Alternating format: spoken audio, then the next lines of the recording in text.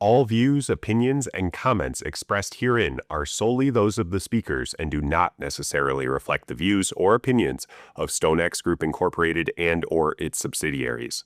This content does not constitute an offer or solicitation to open a trading account, to trade in any specific product, or to engage with any services provided by StoneX Group Incorporated or its subsidiaries. This content is not intended for residents of any particular country or jurisdictions where such content is prohibited. Welcome to the Trading Global Macro podcast from StoneX, where we unpack the complex forces driving global financial markets. I'm John Kicklighter, Global Head of Content at StoneX. And I'm Matt Weller, Global Head of Market Research for StoneX's self-directed brands. Each week in this podcast, we explore the macroeconomic trends and geopolitical events shaping Forex, equities, commodities, interest rates, and more.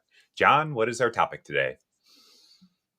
I think we've resolved on talking about one of the core tenets of global macro analysis, and that is the actual nature of global macro, and evaluating from a fundamental perspective, what are the things that we watch for when we're analyzing the markets. And we had a little conversation before this podcast where I think you put it perfectly, where we're doing analysis and we're doing analysis across different types of markets.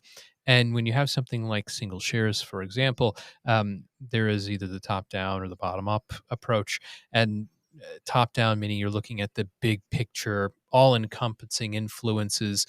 Then it gets down into the more thematic, like the performance of the economy that the stock is perhaps in, and then in the industry, and then the particulars of the stock. And I'm missing a few layers there, but just for keeping it short, that is the top down approach. And I think you put it very well in comparing when we look at global macro and some of the markets that are more global macro oriented, and why it's beneficial to analyze on these bases rather than trying to go for particular outliers in the entire process, where there can be some ambiguity in some of the analysis and lack of information, lack of data. But I'll put it to you to explain that difference and why it's a little bit better on the global macro assets and applying global macro analyses. Well, it can be, and we'll certainly argue as a podcast called Trading Global Macro that the global macro perspective is I would say more flexible. And that's because at the end of the day, regardless of what market you're trading, things like growth and inflation and risk sentiment, the key themes driving markets, are ultimately going to impact all markets. Whereas if you're more of a bottoms up investor, unless you're like Warren Buffett, who just buys a railroad and forgets about it for 30 years, ultimately you'll have to be aware of the quarter by quarter earnings results, in addition to some of the idiosyncratic factors impacting each individual stock.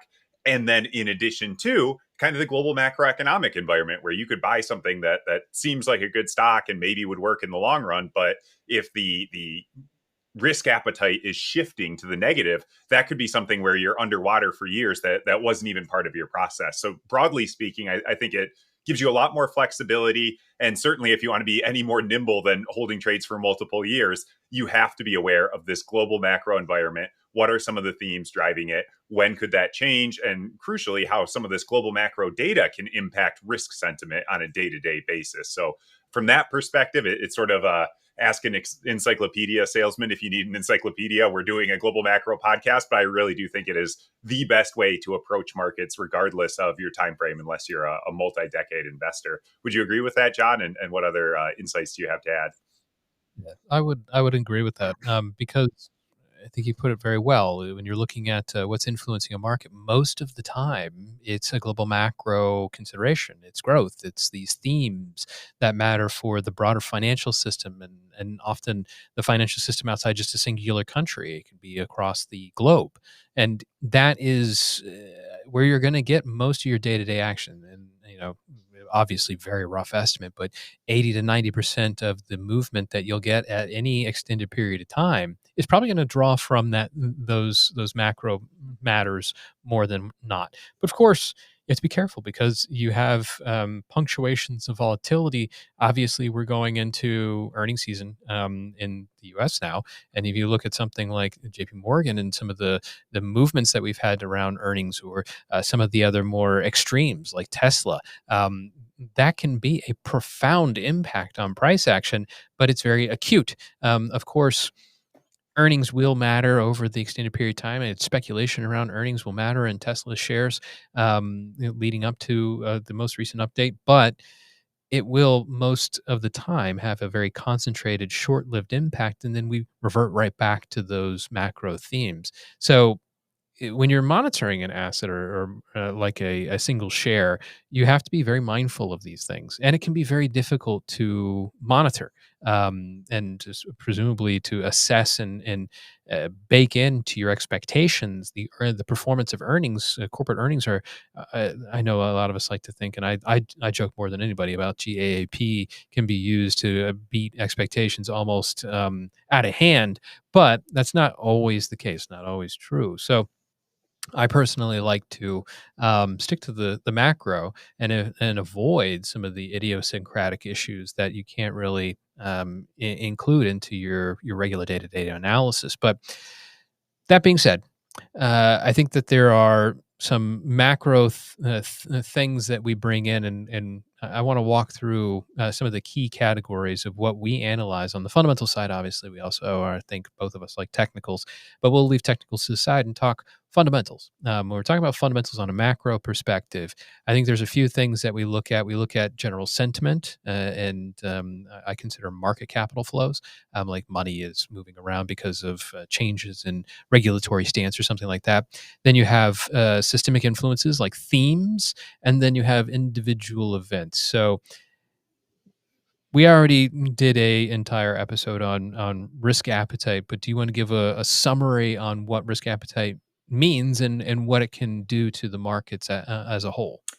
Sure. So the way I'd phrase it is risk appetite sort of just speaks to how optimistic or pessimistic the global investor base as one, maybe even trader base you could call it, is toward the outlook for the global economy. So right now, as we record this here, October 21st, I would say generally speaking, risk appetite is high. People are optimistic. You can look at things like relatively low bond yields, relatively high stock index prices, small spreads between higher risk bonds and so-called safe haven bonds, the performance of different currencies, things that tend to be more growth sensitive. I always think of the Australian dollar. When that's performing well, that is linked very closely to global growth. So those are some measures you can use of sort of risk appetite. And then of course, the other side of the coin is risk aversion or very low risk appetite. That's when traders and investors are more concerned with the return of their capital rather than the return on their capital. And they tend to buy things that are perceived as safe havens like gold, like the Swiss franc, like US Treasury bonds. So within that spectrum, there's a lot of nuance. I know, John, you've broken this down very aptly before, but at some of those extremes there and looking at how those different assets are performing, we can get a general sense of how risk appetite is, and that trickles down throughout really all the investable universe of asset classes. So it's a very important thing to have a perspective on. And then crucially, when that sentiment might be at higher risk of changing, can be a very vulnerable time for those risk assets, a very opportunistic time for those safe haven assets, and really determining where we are within that cycle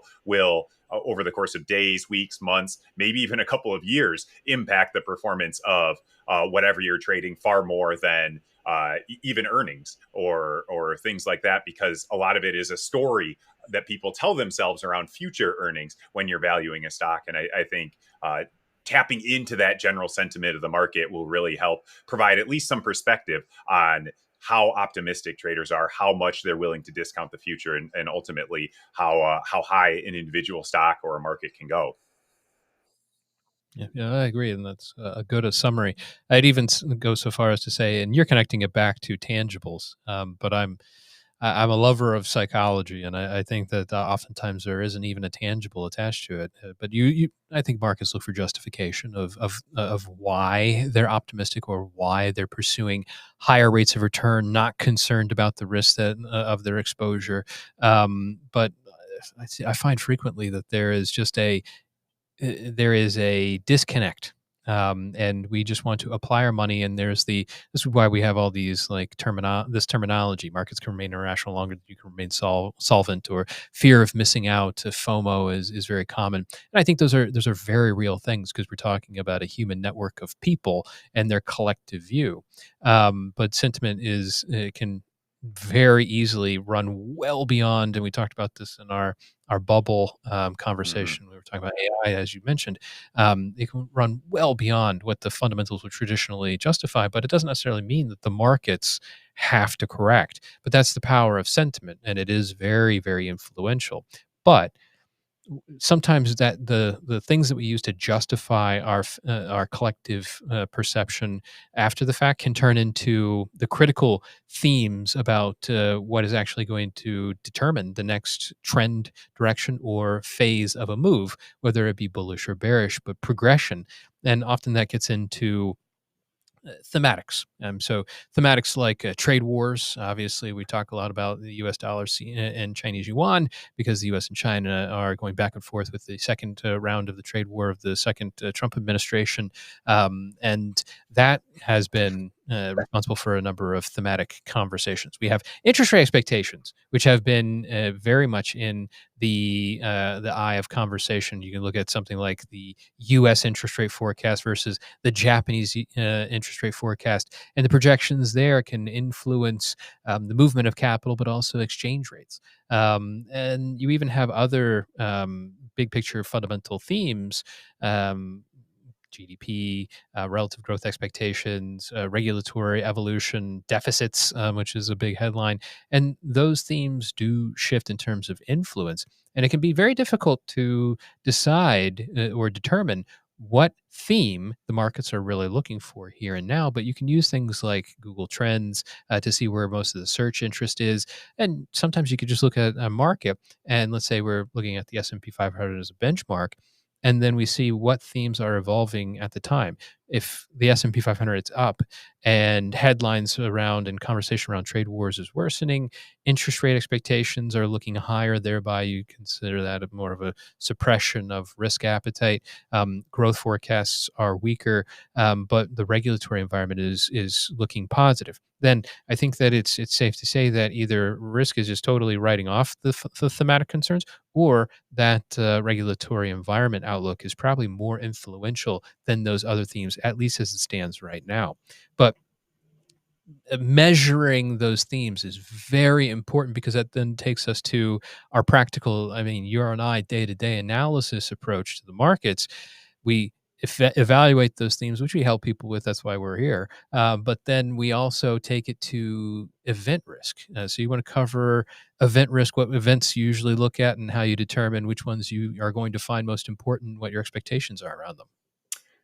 And it depends, to your earlier point, on what the market is focused on at this time, but it always is valuable, I think, to at least have an economic calendar, be aware of some of these events, and especially if you haven't been following markets in this way closely, even just observing how markets react to data that comes in better or worse than expected can give you some perspective. As you scroll through this economic calendar for the video viewers for this podcast, you can always catch us on YouTube at StoneX Official, by the way, for those of you listening audio.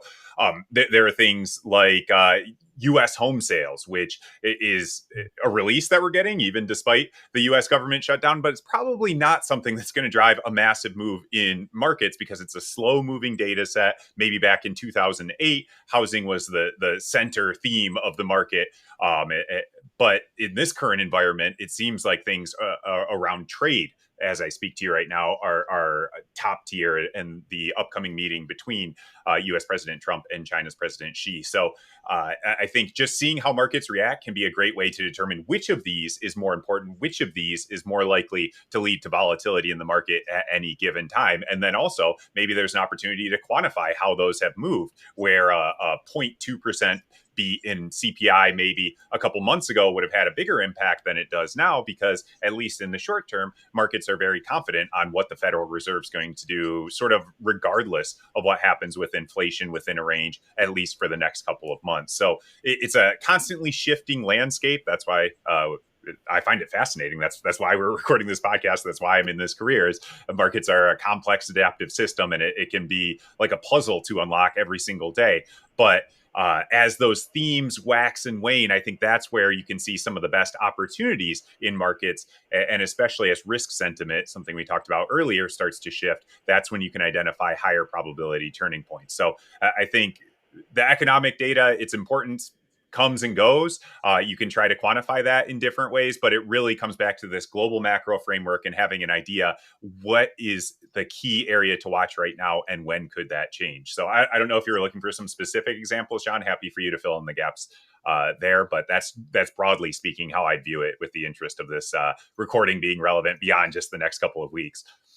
Yeah, absolutely. I think you're totally right. It's, major event risk. I mean, I've been at this for a while, and I remember much earlier on, nonfarm payrolls was the thing to watch, and to some extent, it still is the thing to watch if it ever gets released again after the U.S. government shutdown. But it is a major market mover, and it has been, but it's certainly not the scale of movement that it was back in, let's say, 2006 or 2007 or 2008. A lot more transition in terms of focus into things like interest rate expectations, which it contributes to, but later down the line, or in trade relations and other themes. And if that's what we're looking at, then we need to shift our priority to what is going to be the top scheduled event risk. And we can always do that by keeping tabs of that top down, but we don't have to go too far down, thankfully, in global macro. We can stop pretty high up in terms of monitoring those influences. Okay, so we'll wrap it up there. Thanks for tuning in to the Trading Global Macro podcast from StoneX. If you enjoyed today's discussion, make sure you subscribe wherever you get your podcasts. I'm John Kicklighter. And I'm Matt Weller. Join us again next week for more insights into the trends and events shaping the world's financial markets. Thank you.